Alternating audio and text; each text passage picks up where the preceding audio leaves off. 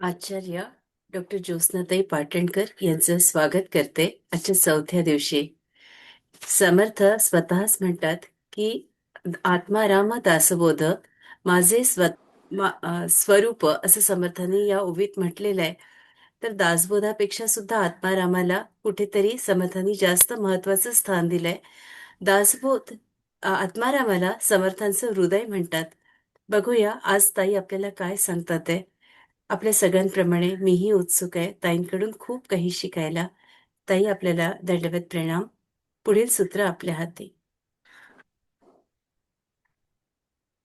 गुरुर्ब्रह्मा गुरुर्विष्णू गुरुर्देवो महेश्वरः गुरु साक्षात परब्रह्म तस्मै श्री गुरवे नमः.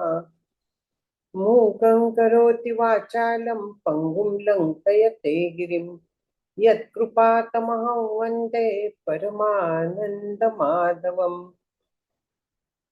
शुकासारिखे पूर्ण वैराग्य ज्याचे वशिष्ठा परिज्ञान योगेश्वराचे कवी वाल्मिकी सारिखा मान्य ऐसा नमस्कार माझा सद्गुरु रामदासा. जय जय रघुवीर समर्थ. काल आपण 15 पर्यंत पाहिलं होतं. माया सच्चिदानंद, माया आनंदाचा कंद, माया हेची निजबोध शब्दरूप. मायेचं वर्णन चाललेलं आहे. मायेचं कशासाठी? तर काय टाकायचं आहे हे सांगायला. जे जे माईक आहे ते सगळं टाकायचं आहे. तर मग नक्की काय हद्दीपर्यंत टाकायचं हे आपल्याला समर्थ हळूहळू सांगतायत. ते बऱ्याच काळपर्यंत तसं सुरू राहणार आहे. माया कशी आहे हे सांगतात की शब्द देखील मायेतनच येत आहेत. बोध होतो असं आपण म्हणतो, पण बोध देखील मायाच आहे. कारण बोध झाला म्हटल्यावर कोणाला बोध आलं म्हणजे द्वैत आलं.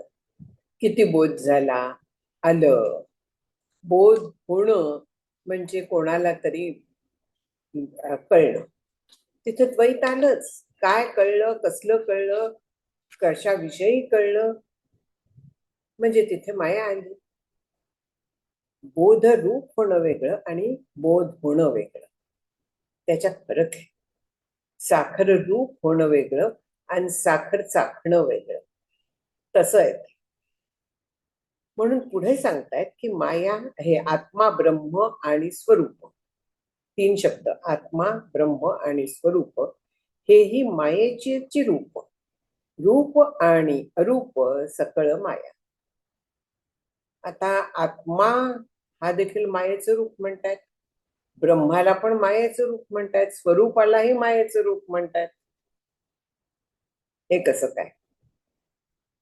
आपण म्हणतो की माया निर्माण झाली ती ब्रह्मापासून निर्माण झाली, मग ते मायेचं रूप कसं काय?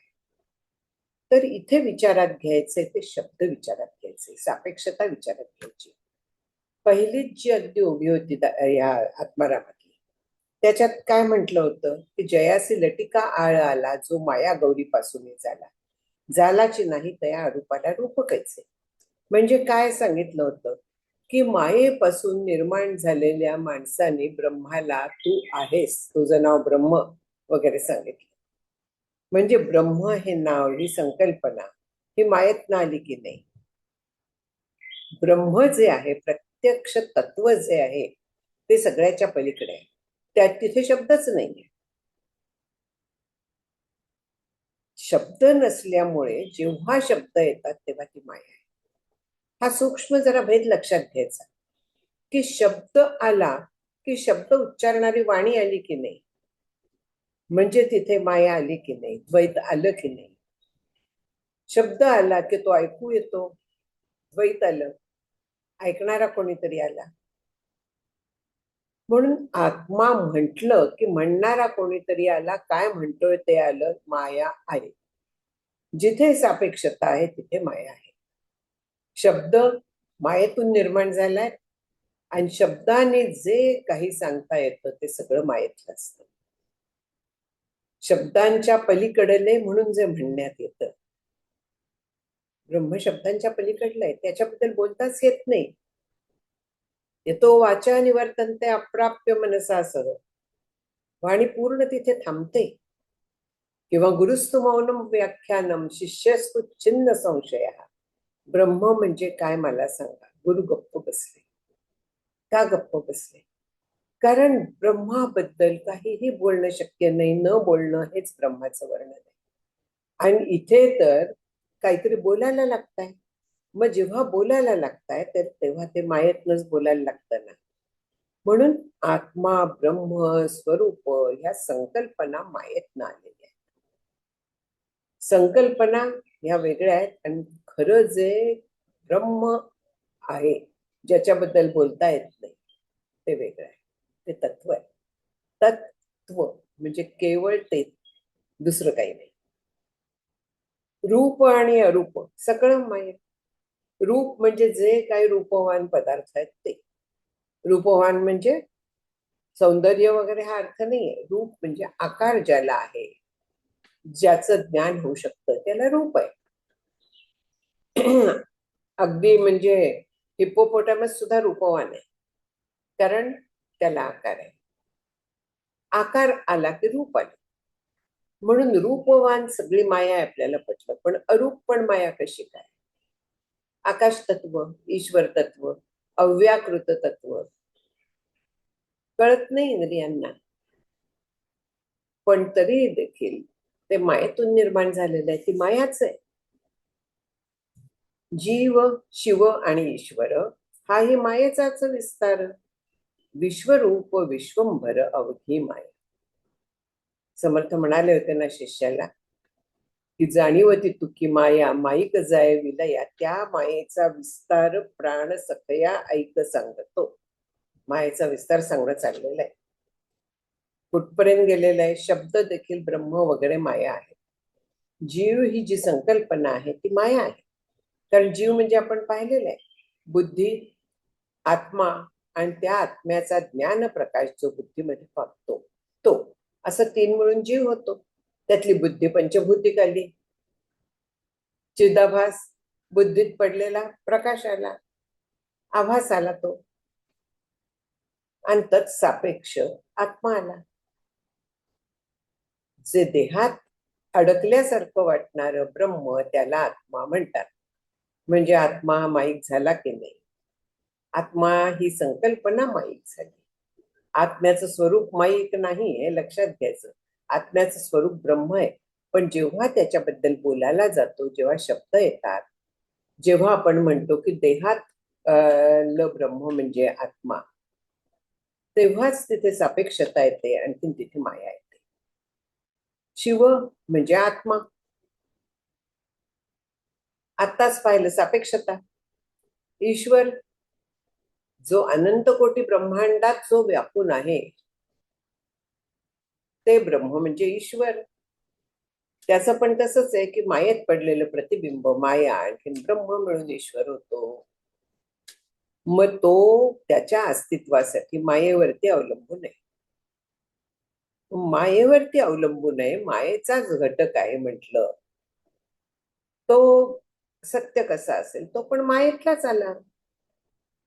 ब्रह्म ब्रह्म म्हणतो तर तिथे देखील आपण काहीतरी उपाधी निरपेक्ष असं म्हणतो की जगाची उपाधी नाहीये तिथे. सगळीकडे व्यापून असलेलं, सगळीकडे व्यापून असलेलं या शब्दातच सगळीकडे नावाचं सापेक्षता येते.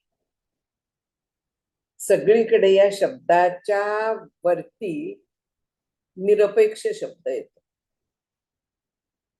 त्याचं वर्णन करणं शक्य नाही हे यामुळे शक्य नाही की कसं वर्णन करणार.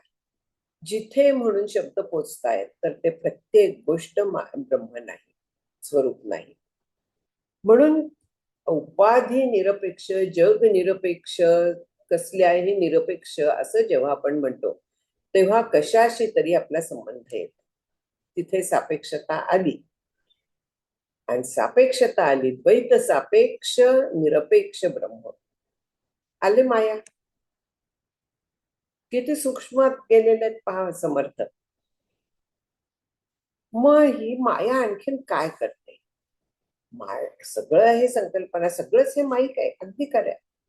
माया मनास चालक, माया बुद्धीस व्यापक, माया एकी अनेक ऐसे बोलणे. कसं बोलतात की माया मनाला हलवते, बुद्धीला चालवते, सगळीकडे तीच एकटी व्यापून राहिली आहे. येथे दोन पद्धतीने विचार करता येतो आपल्याला, की माया हिचं एक नाव शक्ती पण आहे. जेव्हा आपण क्रिया ह्या बघतोय, मनाला हलवणारी, बुद्धीला हलवणारी, त्या क्रिया आहेत. शक्तीशिवाय त्या होत नाही. प्राणशक्ती त्याच्या मागे लागते. म्हणून प्राणशक्तीच्या मुळे मन हलतं. हलतं म्हणजे विचार करायला लागतं, संकल्प करायला लागतं, बुद्धी निर्णय घ्यायला लागते. त्याला प्राणशक्तीचं साह्य लागतं. कुठचीही हालचाल व्हायला प्राणशक्तीचं साह्य लागतं. आणखी माया एकी अनेक, ती एकटीच सगळीकडे हे करते की नाही, शक्ती रूपाने ती सगळीकडे व्यापून आहे. दुसरा विचार जो करता येईल तो ईश्वर तत्वाचा म्हणून आपल्याला करता येतो, की मनाला हलवणारा, सगळं करून अकर्ता असा तो ईश्वर आहे. ईश्वर हा मायेचाच आहे ना. म्हणून माया प्राणशक्तीच्या सह्याने करते म्हणा, किंवा ईश्वराच्या सह्याने होत आहे म्हणा. माया प्रत्यक्ष काहीही करू शकत नाही, ती अचेतन आहे. पण तिथे मायेत त्या ब्रह्माचं ज्ञान प्रकाश पडल्यामुळे तिला चैतन्य आल्यासारखं झालंय. जसं जीवाला आहे तसंच ईश्वराला आहे. ईश्वर हा पहिला जीव आहे, व्यापक जीव आहे, सगळीकडे व्यापून असलेला. आणखीन तो सगळीकडे आहे, म्हणजे सगळ्या जीवांच्या मध्ये एकी अनेक तोच आहे. आणखीन एक पद्धतीने इथे विचार करता येतो, की माया जी आहे ती सगळ्याचं उपादान कारण आहे. उपादान कारण आहे म्हणजे मातीचा घट हा उपादान कारण असतं, टेबलाचं लाकूड हे उपादान कारण आहे, प्लास्टिक हे उपादान कारण आहे. जे ज्याचं असेल तसं, म्हणजे ज्याचं बनलेलं असतं. आणि तो पदार्थ काढला तर ती वस्तूच उरणार नाही. तशी माया, प्रकृती, तिचं नाव प्रकृती पण आहे. ही नावं, मायेची शक्ती, प्रकृती, अव्यक्त वगैरे नावं जी आहेत ती तिच्या कार्याप्रमाणे ठरतात. जसं आपल्या बाबतीत पण काकू, मावशी नात्याच्या सापेक्ष ठरतात की नाही, व्यक्ती एकच असते. तसं मायेचं आहे की ही जी नावं आहेत ती तिच्या कार्यासापेक्ष दिलेली आहेत. वास्तविक पाहिलं तर तीच माया आहे, आणखीन तीच प्रकृती आहे. ह्या प्रकृतीच्या मधून ते तीन गुण, आणखीन हे सगळं जे निर्माण झालंय, म्हणजे ते मायेतनच निर्माण झालंय ना, आणि मायेचंच आहे ना. म्हणून मायाच सगळीकडे सगळ्या रूपांनी व्यापून आहे, हे लक्षात घ्यायचं. सगळ्या बाजूनी मायाच व्यापून आहे. माया देहास चालवी, माया शब्दास बोलवी, माया दृश्यास दाखवी, नेत्री रिघोनिया. देहाला चालवते म्हणजे देह हलवायला परत शक्ती लागते की नाही. पुन्हा देह जो आहे तो कसला बनलेला आहे, पंचमहाभूत, त्रिगुण, अष्टधा प्रकृती म्हणण्यात येतं. देह तसा बनलेला आहे. शब्द बोलवणारं कोण आहे, त्याच्या मागे शक्ती कोणाची आहे, कोणाच्या सत्तेवरती माया काम करते. सत्तेवरती म्हणजे अस्तित्वामुळे. कोणाच्या काय म्हणूया आपण, कोणाच्या मुळे, कोण आहे म्हणून. आता लहान मुलं अगदी आई आसपास असली की शूर असतात, सगळीकडे खेळत असतात. पण आई दिसनाशी झाली की त्यांचं बिनसतं, म्हणजे आईच्या सत्तेवरती ती खेळत असतात. लोहचुंबक लोखंड खेचून घेतो. लोखंड अचेतन आहे, ते आपलं पण जात नाही. पण त्या लोहचुंबकातल्या शक्तीच्या मुळे ते खेचलं जातं. ती शक्ती पण खेचत नाही, पण तरी तिच्या सत्तेवरती लोखंड खेचलं जातं. ब्रह्म काहीही करत नाही, पण केवळ त्याच्या अस्तित्वामुळे हे सगळं चैतन्य आपल्याला आहे असं वाटतं. आणखीन त्याच्यामुळे हे कार्य घडत असतं, माया कार्य करत असते. म्हणून मायेनेची माया चाले, मायेनेची माया बोले, मायेनेची माया हाले वायू रूपे. हात, पाय, शब्द सगळं जे काय आहे तर ते पंचमहाभूतिक आहे, सप्तधातूंचं आहे, अस्थि मांस मज्जा वगैरे. पण त्यांना ते करण्याची आज्ञा मन देत असतं. मनाला ती आज्ञा बुद्धीकडनं मिळते. मगाशी पाहिलं आपण, मन बुद्धी वगैरे मायेमुळे चालतं ना. मग हा व्यवहार जो आहे हा देखील शेवटी मायेमुळेच होतोय सगळा.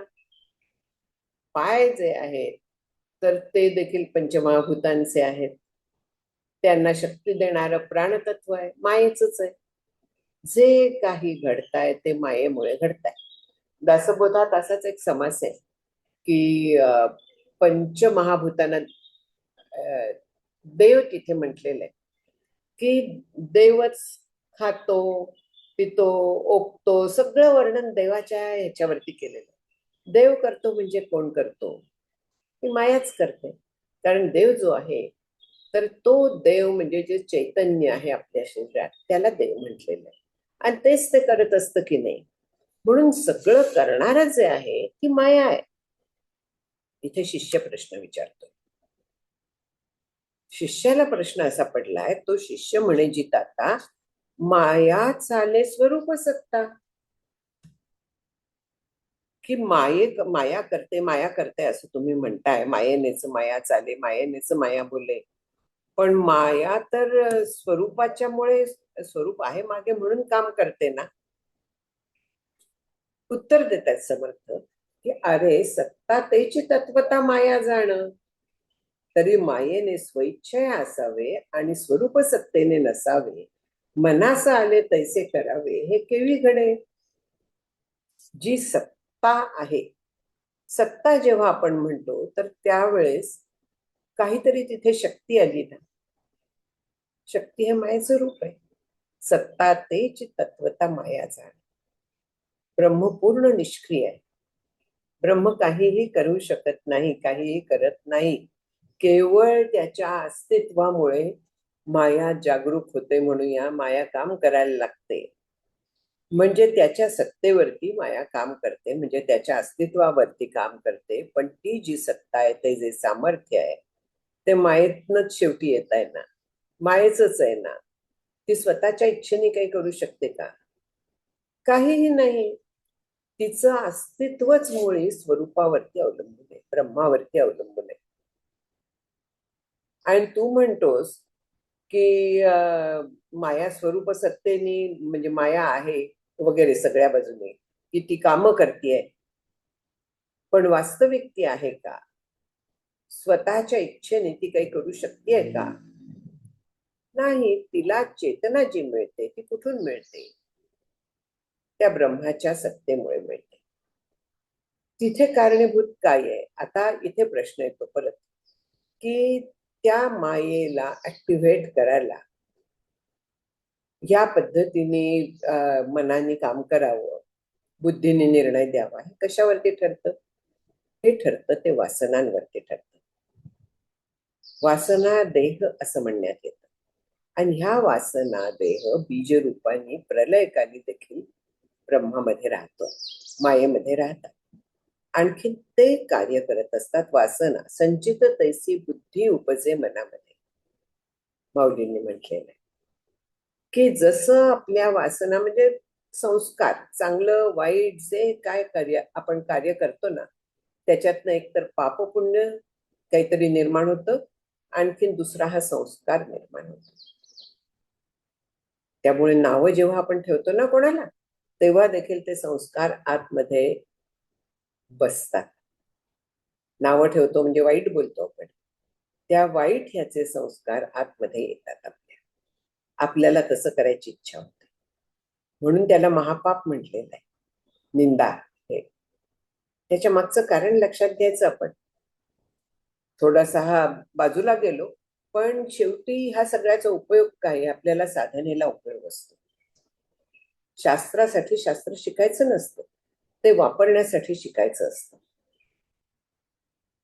समर्थ पुढे म्हणतात शिष्याला की खऱ्यावरी लटिके चवताळिले, लटिके मर्यादेने राहिले, ते तुवा गर्भांधाने देखिले हे अघटित वार्ता.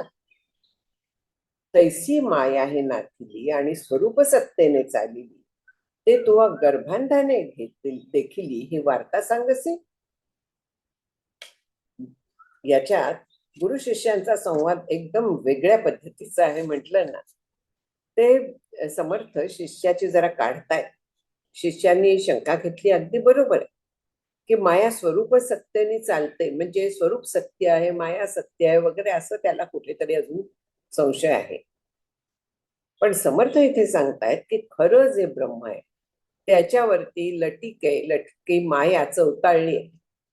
चवताळली म्हणजे आपल्याला माहिती आहे कसंही वागतात, काहीही करतात, पण ते लटकेच मर्यादेने राहिले, म्हणजे माया घालून दिलेल्या नियमांप्रमाणे राहिले. कोणी घातली? ईश्वराने घातली, म्हणजे तिनेच घातलेले आहेत. किंवा असं म्हणूया की मुळात जो आता आपण तळ्याचं उदाहरण घेतलं होतं, तळ्यातनं ज्या लाटा येतात त्या किनाऱ्यापर्यंतच जातात ना, का थेट अगदी जंगलापर्यंत जातात? त्या तिथेच थांबणार आहेत, म्हणजे ती मर्यादा त्यांच्या अंगभूत आहे. तशी मायेची मर्यादा तशीच आहे की लटिके मर्यादेने राहिले. हे तू म्हणतोयस, तू गर्भान म्हणजे मुळात जो गर्भापासून गर्भांध म्हणजे जात जन्माला आला तेव्हाच आंधळा होता. कसा आंधळा आहे? अज्ञानाचा अंधकार. ज्ञानाचे डोळे नाहीयेत म्हणून तो आंधळा आहे. आणि हा आंधळा म्हणतोय की खऱ्यावर हे लटकं काम करताय, माया काम करते. वास्तविक पूर्ण आंधळा आहे, तिथे द्वैत नाहीच आहे, तरी पण तो ही माया काम करते म्हणून सांगतो. तैसी माया हे नाथिली, वास्तविक माया नाहीच आहे आणि स्वरूप सत्तेने चाललेली.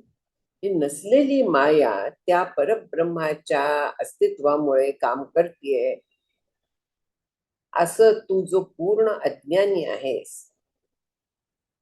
त्याने पाहिली, हे वार्ता सांगीसी, हे बोलतोस तू. लाच काढतात पुढे, जे जालेची नाही सर्वथा तयावरी निर्गुणाची सत्ता, ऐसे हे ज्ञातेपणे बोलतात, तुझं लाज नाही? सरळ समर्थ विचारतायत. वास्तविक झालेलं नाहीये काहीही, परब्रह्म फक्त आहे. अजातवाद असं याचं नाव. आपण जेव्हा त्याच्यावरती रज्जू सर्पासारखं भासायला लागलं असं म्हणतो, तेव्हा आपण एकपरीने अजातवादच बोलत असतो. पण तरी पण आपल्याला कुठेतरी दिलासा असतो की सर्प जसा भासतो आणखीन खरा वाटतो, तसं जग पण खरंच आहे, भासत असलं तरी असं आपल्याला दिलासा असतो. पण भास आहे म्हणजे वास्तविक नाहीये, अजातवादच आहे तो. पण आपल्याला तो स्वीकारायला जड जातो, म्हणून तो विवर्तवाद स्वीकारा बाबांनो, अशा पद्धतीने सांगितलं जातं. समर्थ इथे म्हणतात की ज्याला अस्तित्वच नाहीये, दासबोधात पण आहे पहा की अगाजे जालेची नाही त्याची वार्ता पुससी काही. शिष्य जेव्हा प्रश्न विचारतो तर तेव्हा जे झालेलंच नाही त्याच्याबद्दल तू विचारतोयस. इथेही तेच म्हणतात की जे झालेची नाही सर्वथा तयावरी निर्गुणाची सत्ता, निर्गुणाच्या सत्तेवर स्वरूप सत्तेने हे सगळं चाललंय असं तू म्हणतोयस ना. हे तुला कळलंय का तू काय बोलतोयस ते? ऐसे हे ज्ञातेपणे बोलतात, तुझं लाज नाही? तुला या शब्दांचा अर्थ तरी कळलाय का? की जे झालंच नाहीये त्याच्यावरती सत्ता चालेल? काय म्हणतोयस तू? ही सगळी माया आहे हे लक्षात घे. अरे मनासी जे जे अनुभविले ते ते माईक नाथिले, तुतकय तुवा टाकिले पाहिजे स्वानुभवे, परत आता ते मूळ पदावर आले. नाशिवंत तितुकी माया माईक जाय विलया म्हणून जे सांगितलं होतं की नाशिवंत काय म्या टाकावे म्हणून शिष्याने विचारलं होतं. त्याला आता उत्तर देत आहेत की अरे माया ही स्वरूपापर्यंत, स्वरूपाच्या संकल्पना देखील माया आहे. आणखीन तिथपर्यंत तू जा. जग तसं चाललंय, जगाचा विचार करू नको. कारण जग जे आहे तर ते शेवटी येणारं जाणार आहे म्हणजे माहित आहे. त्याचा तू विचार करत राहिलास तर तू स्वरूपापाशी कसा पोचशील. परत दासबोधातलीच एक ओवी आठवली की देहबुद्धी धरुनी बळकट, ब्रह्म पाहू गेला धीट, तो दृश्याने रुधली वाट परमार्थाची. म्हणजे मी देह हे सुटलेलं नाहीये शिष्याचं. मी देह जग सत्य वगैरे सुटलेलं नाहीये. आणखीन तो ब्रह्म शोधायला निघाला. तो दृश्यातच अडकलेला आहे. माया चाली स्वरूप सत्ता म्हणतोय म्हणजे दृश्यात अडकलेला आहे, म्हणजे मायेत अडकलेला आहे. समर्थ त्याला त्याच्यातून बाहेर काढायचा प्रयत्न करतात. कारण दृश्याच्यामुळे परमार्थाची वाट अडवली जाते. ते दृश्याचं झाकण असतं त्याच्यावरती, स्वरूपावर. जोपर्यंत आपण त्यातलं मिथ्यात्व बघत नाही तोपर्यंत आपल्याला स्वरूपापर्यंत पोचता येत नाही. म्हणून मनाला जे काही अनुभवाला येतं, जे बुद्धीला कळतं, सगळं ते माईक आहे हे तू लक्षात घे. ते तू टाकायचंयस.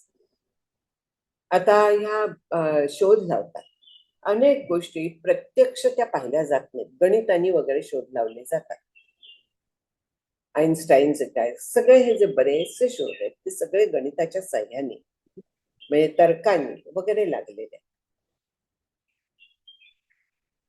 प्लुटो वगैरे हे जे काही काही ग्रह, ते जेव्हा प्रत्यक्ष सापडले, ते कसे सापडले की आधीच्या दिसणाऱ्या ग्रहाच्या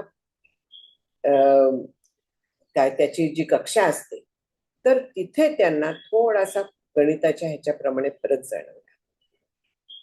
तो फरक कशामुळे येऊ शकतो हा त्यांनी विचार केला. त्याच्या मागचं कारण काय असू शकेल. तर इथे एखादा मास पलीकडे असला पाहिजे, मग तो शोधूया. अशा यांनी त्या ग्रहांचा शोध लागला. ते प्रत्यक्ष पाहिले होते का? नाही. पण तिथपर्यंत बुद्धी पोचली की नाही? गणिताच्या सहाय्याने गेले म्हणजे बुद्धी पोचली होती. मग जे मनाला कळतं, जे बुद्धीला कळतं की प्रत्येक गोष्ट ही माईक आहे, ती तुके तुवा टाकिले पाहिजे स्वानुभवे. तू स्वरूपाचा अनुभव घे, आणखी तिथे दुसरं काहीही नाहीये हे जाण. आणि हे माईक जे आहे ते सगळं तू सोडून दे. पलीकडे आकाशगंगेत किती तारे आहेत मला माहिती आहे. काय उपयोग आहे त्याचा? त्याने स्वरूप कळणार आहे? अजिबात कळणार नाही. किती कोटी ब्रह्मांड आहेत? अनंत कोटी आहेत. ठीक आहे, संपलं. आपल्याला त्याचा विस्तार आला, एवढं लक्षात आलं. ब्रह्म बृहत वर्ण आलेलं आहे, व्यापक, मोठं, फार मोठं. कळलं मी अल्प आहे, ब्रह्म व्यापक आहे, मी ब्रह्म आहे. आपल्याला काय मिळवायचं आहे ह्याच्यावरती आपलं लक्ष पाहिजे. आणि मग ह्या बाकीच्या सगळ्या गोष्टी ज्या आहेत, ज्याच्यात आपण रमतो त्या ज्ञानात, पदार्थ ज्ञानात, ते सोडलं पाहिजे. इथे समर्थ ते सांगतायत की मनाला जे काय अनुभवायला येतं ते माईक आहे हे लक्षात घे. मन जिथपर्यंत पोचतं ते सगळं माईक आहे. तू खरा अनुभव घे आणि ते सगळं तू सोडून दे. सकळ ही माया परिनाथिली, स्वरूपी तो नाही राहिली. एवं आहे नाही हे बोली माया जाण. सगळं माईक आहे असं पण म्हणतो, पण प्रत्यक्षात ती नाही. सकळ ही माया परिनाथिली, माया नाहीच आहे. माया म्हणतो ती स्वतःच माया हे नावच सांगतं, माया जी नाही ती. मग ती स्वरूपात कशी राहील बाबा? बीजरूपाने राहतंय असं आपण सोयीने म्हणतो, पण वास्तविक स्वरूप शुद्ध आहे, तिथे कसलीही अशुद्धी नाही. म्हणून आहे नाही हे बोलणं सुद्धा माईक आहे, हे लक्षात घ्या. ह्या जगाच्या बद्दल, ह्या मायेच्या बद्दल, परब्रह्माबद्दल जे काही बोललं जातं ते सगळं माईक आहे, हे लक्षात ठेव तू. कारण मन काय, बुद्धी काय, प्रत्येक गोष्ट झोपेत लयाला जाते की नाही? झोपेत नाहीशी होते. जे परत कळायला लागतं जाग झाल्यावर, आता कधी नाहीसं होतं, समाधीतलं पावतं, ते सत्य नाहीये. म्हणून अशा सगळ्या गोष्टी तू टाकून दे.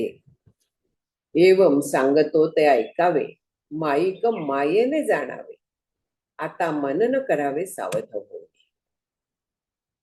म्हणून मी काय सांगतोय ते ऐक.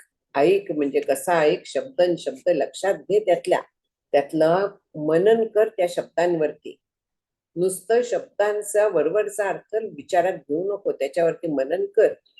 हे कसं काय योग्य आहे हे ठरव, आणि त्याला मायाच उपयोगी पडणार आहे. माईक मायेने जाणावे, कारण माईक मन बुद्धीच या सगळ्या गोष्टींना जाणणार आहे ना. त्यांना स्वरूप ज्ञानरूप आहे, ते वेगळ्या ह्यांनी जाणूच शकत नाही. जाणण्यासाठी मायाच आपल्याला उपयोगी पडते. मायेकरिता माया दिसे, मायेकरिता माया नासे, मायेकरिता लाभ असे परमार्थ स्वरूपाचा.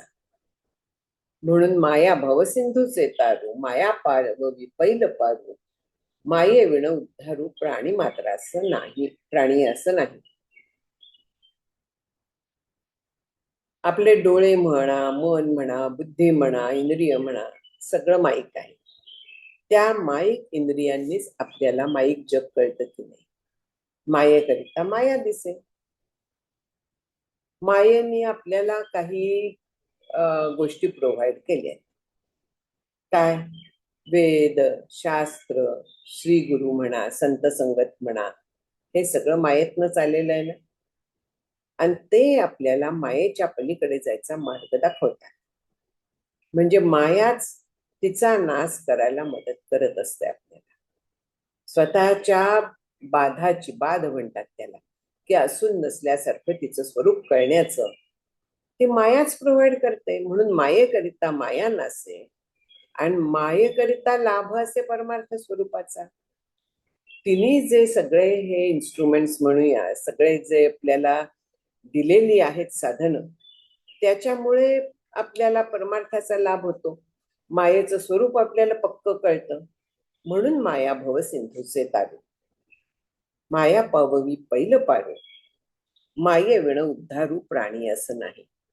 सगळं माईक टाकावं बरोबर आहे, पण माईक टाकताना तेच उपयोगाचं आहे. त्याच्या पलीकडे जाण्यासाठी उपयोग त्याचाच आहे. काट्याने काटा काढावा म्हणतो तसंतलं आहे, की मायेनेच माया बाजूला सारता येते. कारण नाहीतर दुसरा उपाय काय आहे?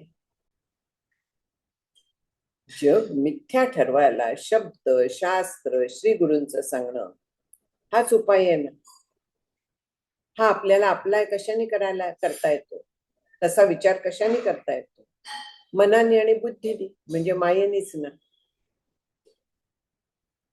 म्हणजे माया जशी बांधते तशी सोडवते पण ती.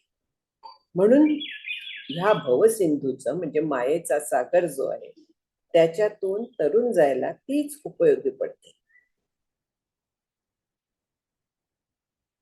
ती पलीकडे घेऊन जाते आणि तिच्याशिवाय, तिचा सगळा हा मदत घेतल्याशिवाय प्राणी पलीकडे जाऊ शकत नाही. प्राणी म्हणजे इथे मानव. मायेकरिता देव आणि भक्त, मायेकरिता ज्ञाते विरक्त, मायेकरिता जीवन मुक्त होती स्वानुभवे, मायेकरिता वेदश्रुती, मायेकरिता नाना व्युत्पत्ती, मायेकरिता होती मूढते विवेकी.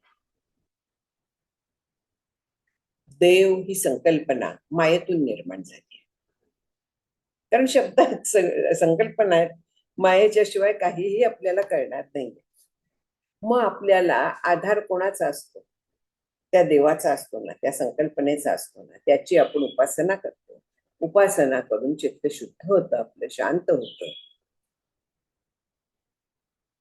मला भक्त म्हणवायला लागते, ते माझं आराध्य दैवत म्हणवायला लागते. ह्या सगळ्यापासून मला वैराग्य यायला पाहिजे, त्याच्यात मी अडकता उपयोगी नाही, हा विचार करायला लागते. कोणामुळे? माईक मन बुद्धीच्यामुळे. अनुभव कोणामुळे येतो? मायेमुळेच. म्हणजे जीवन मुक्ती म्हणतो आपण, तिथे जीवन आहे की नाही, तिथे देह आहे की नाही. जीवन मुक्ताला देह आहे, देहात असून ते मुक्त असतात. मग हे माये करता सगळं होत आहे की नाही. वेद, श्रुती, वेद कुठून निर्माण झाले? ब्रह्मदेवाच्या उच्छ्वासातून. ब्रह्मदेव कुठून आला?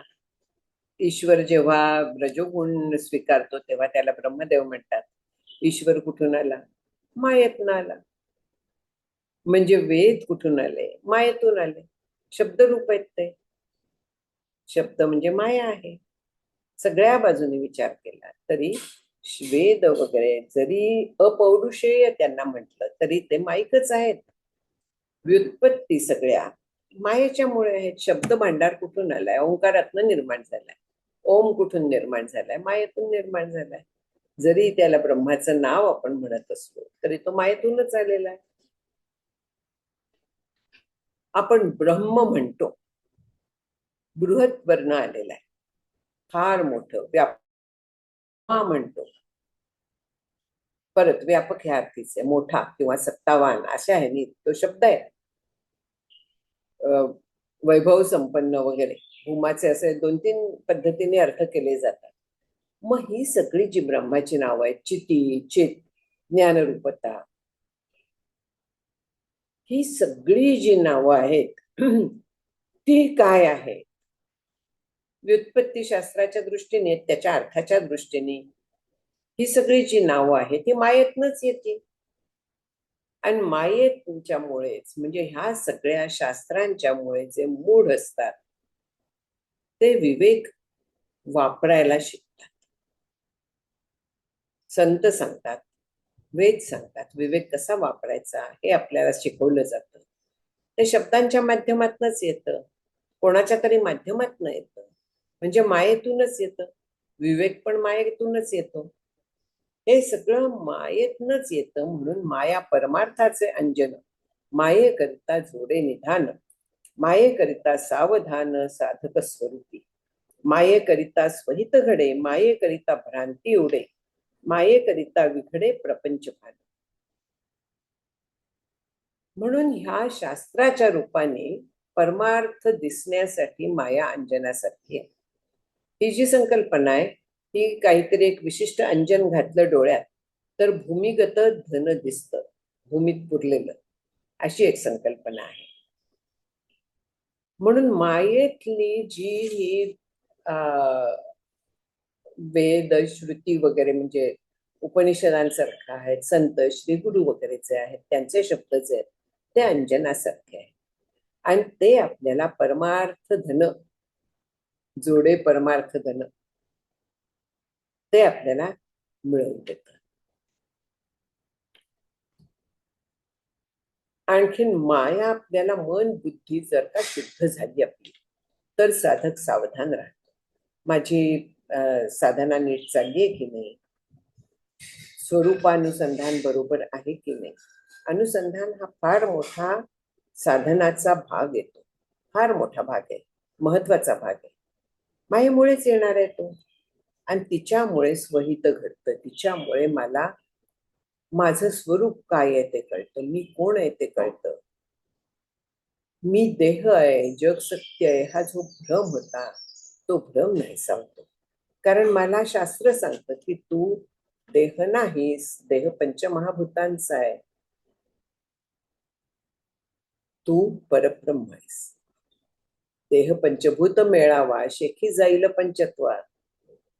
संत उपनिषदांशिवाय काहीही बोलत नाहीत, तेच आपल्याला सांगत असतात.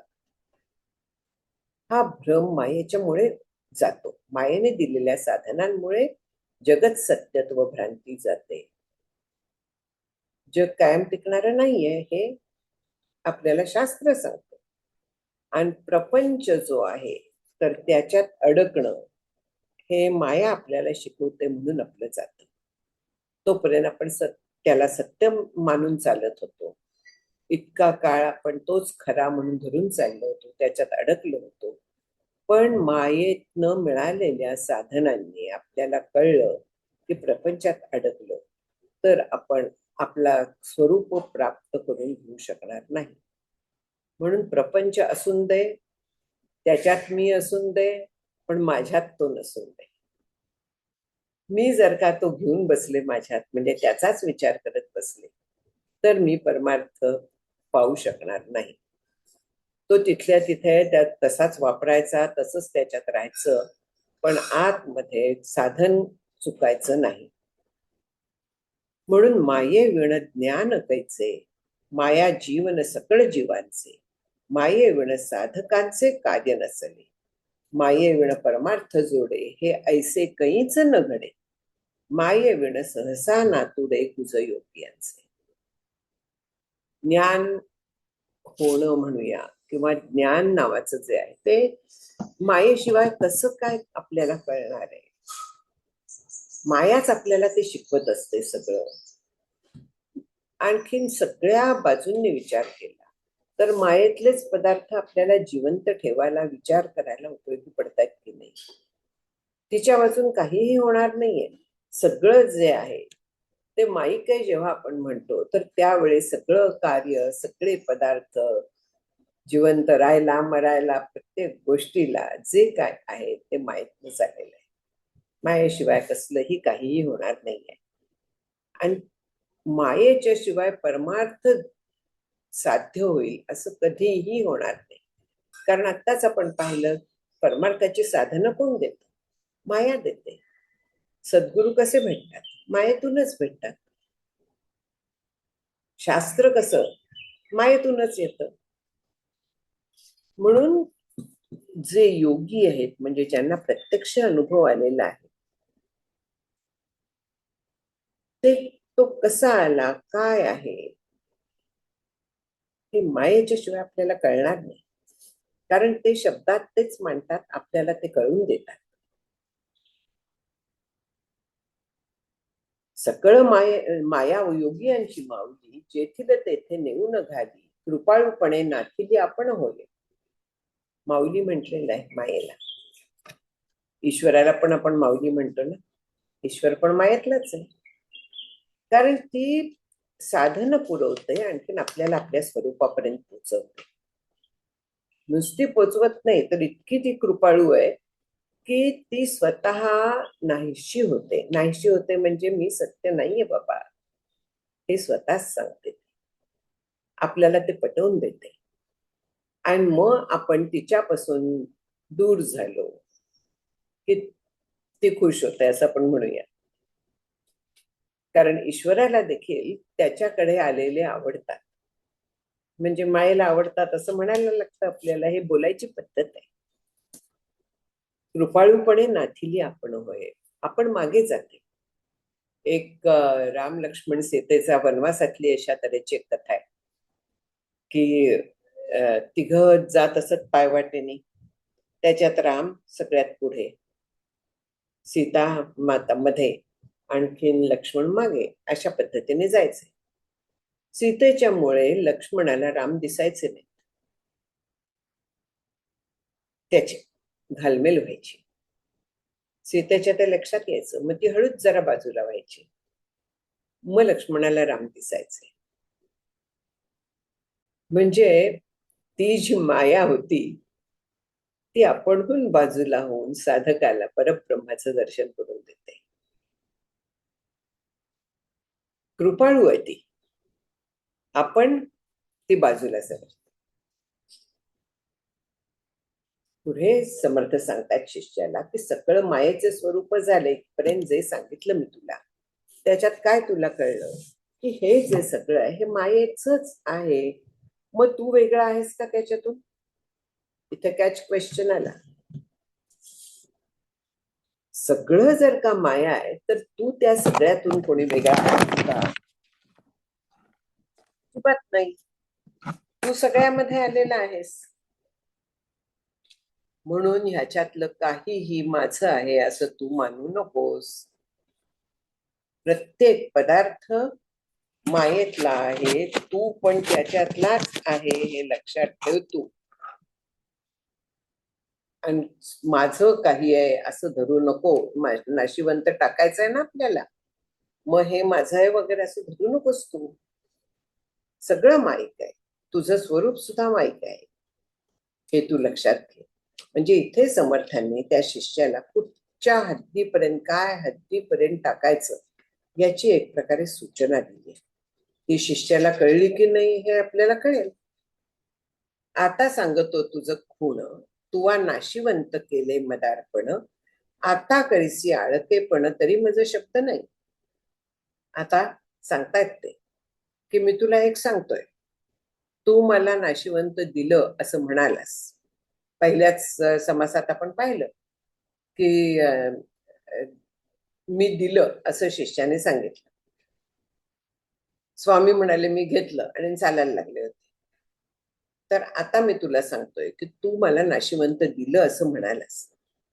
आता ह्याच्यात जर का आळकेपणा केला, म्हणजे कुठेतरी कुचराई केली, कुठेतरी मागे काहीतरी ठेवलं स्वतःसाठी, तर मी तुला घेऊन जाऊ शकणार नाही. मला तू म्हणू नकोस की तुम्ही मला कबूल केलं होतं, मी नाशिवंत टाकलं तर मी तुला स्वरूपात घेऊन जाईन वगैरे.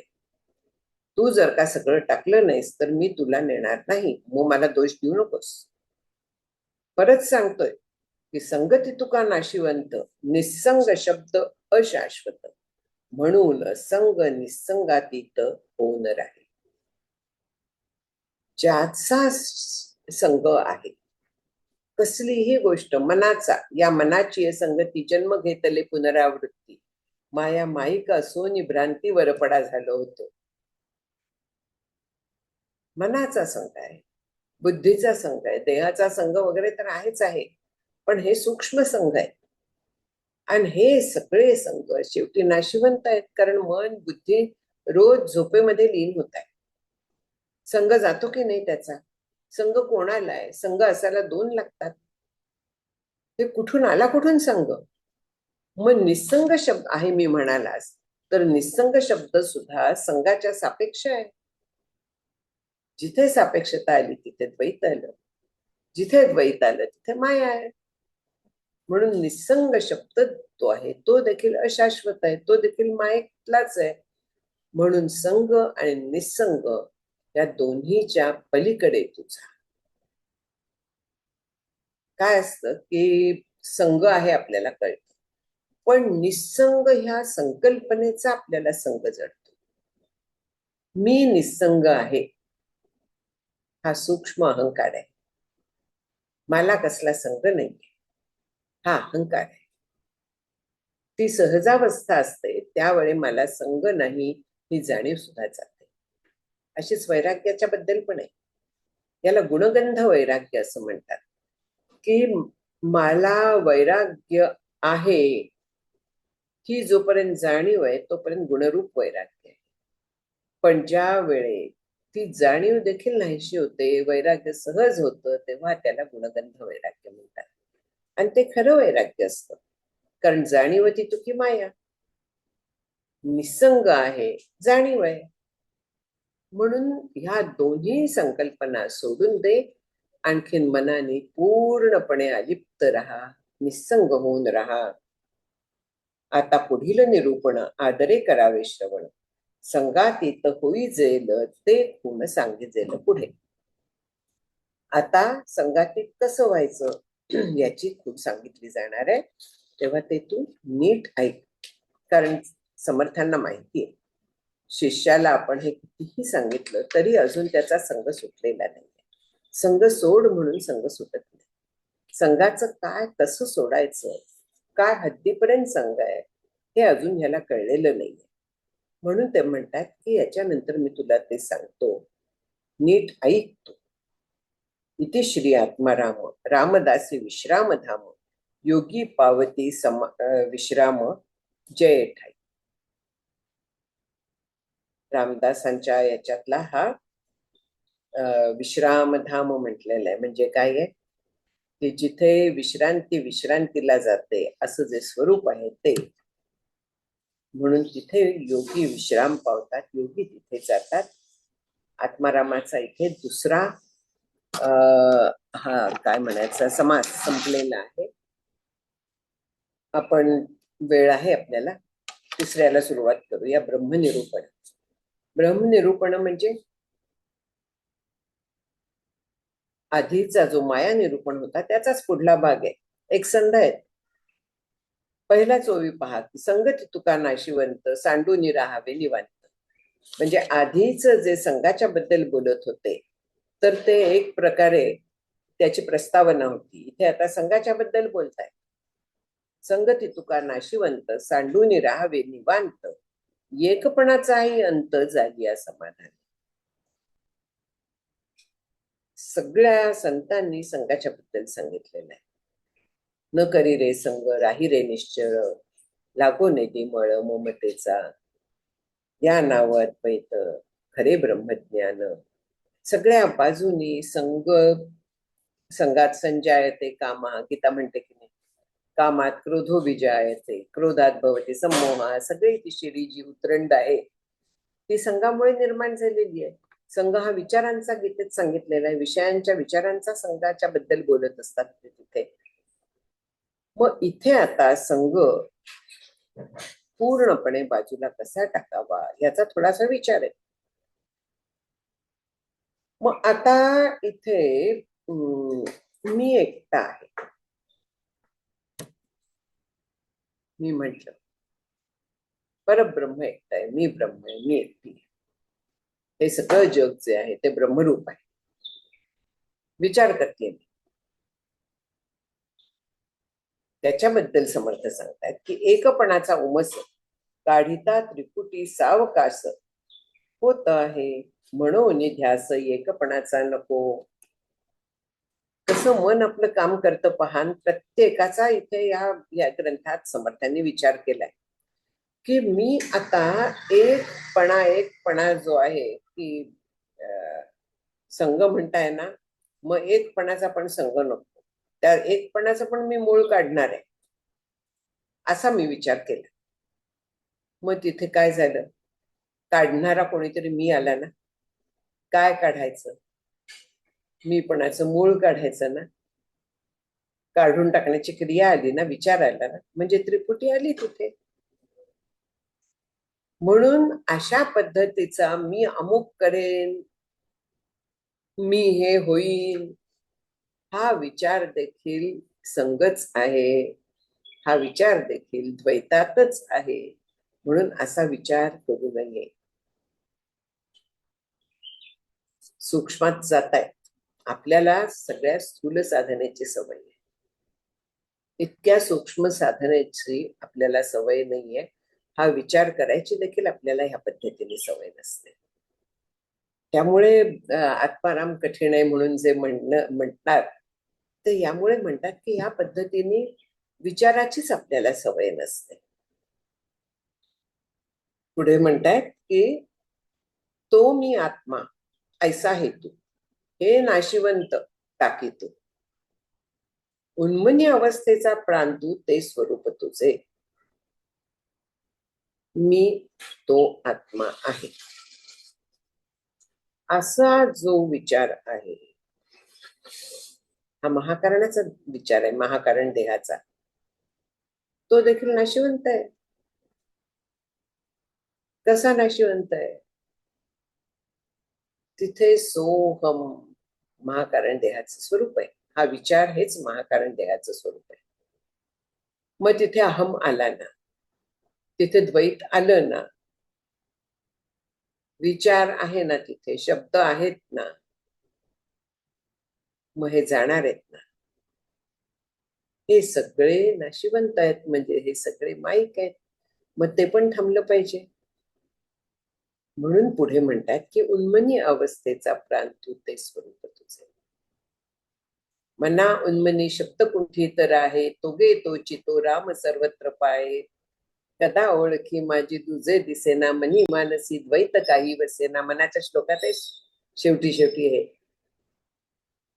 की मन तिथे उन्मन झालंय. उत्मन म्हणजे ह्या जगाच्या मायेच्या लेव्हलच्या वर गेलेलं आहे. जे ब्रह्म सगळीकडे व्यापून आहे तिथे ते एकरूप झालंय. ते त्याला दिसतंय, हे सगळं जग दिसतंय, पण जगात अडकलेला नाहीये. जगातलं सत्यत्व गेलेलं आहे आणि ती सहज अवस्था झालेली आहे. मी आत्मा असं त्याला वेगळेपणाने विचार करायला लागत नाहीये. तो त्याचा सहज जाणीव झालेली आहे. जितकी मी स्त्री आहे ही माझी सहज जाणीव आहे, तितकी मी ब्रह्म आहे ही त्याची सहज जाणीव असते. सगळे जीवनमुक्त उन्मनी अवस्थेत जगत असतात.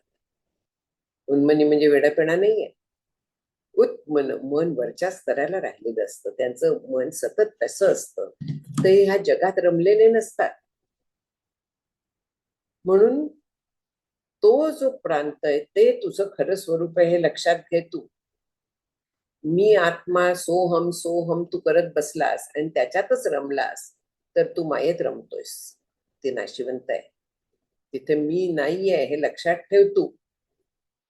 आणि सोहम एवढा तुला अनुभव आहे. समजा तू प्रत्यक्ष अनुभव आला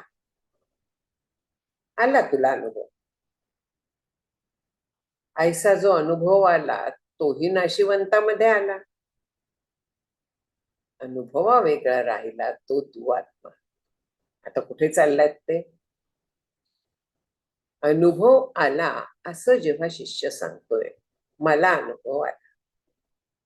कसला अनुभव आला? ब्रह्माचा वेगळेपणाने अनुभव येणं शक्य आहे का? तू अनुभव आलाय असं सांगतोयस म्हणजेच तुला खरा अनुभव स्थिरावलेला नाहीये. तुला जे वाटतंय अनुभवाला ते नाशिवंत आहे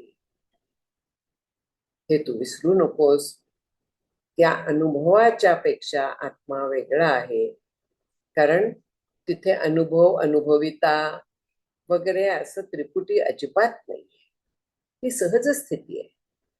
जोपर्यंत मला अनुभव आला असं तुला वाटतंय तोपर्यंत अनुभव आलेला नाहीये.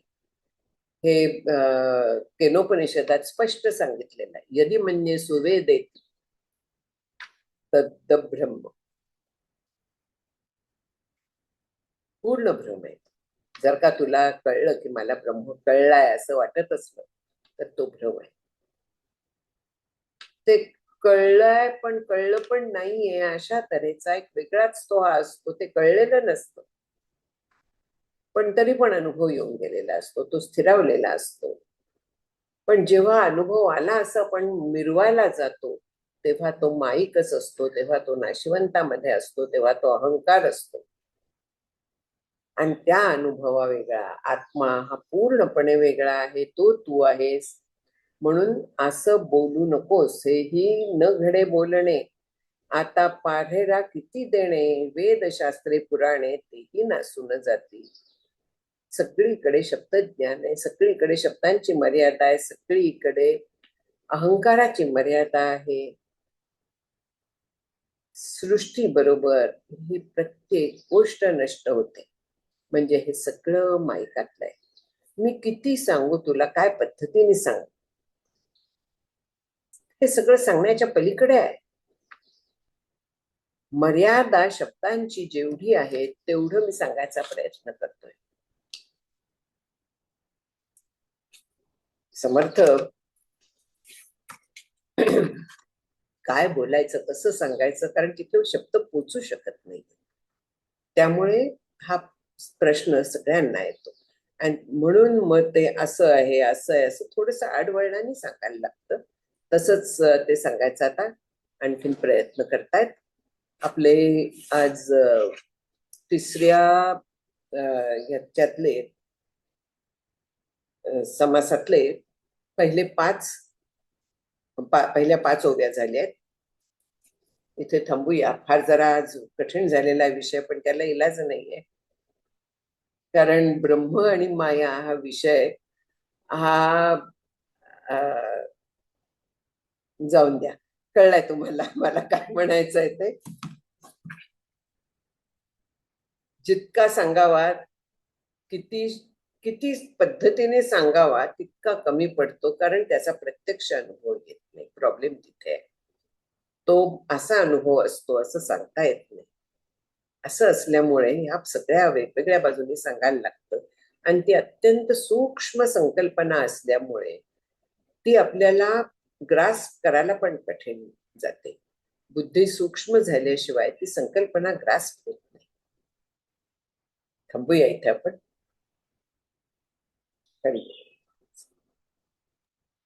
खूप खूप धन्यवाद ताई. वेगवेगळे पदर आपण त्यातले उलगडून सांगितलेत. आम्ही प्रयत्न करू आणखीन आमच्या बाजूने हा भाग आणखीन समजावून घेण्याचा.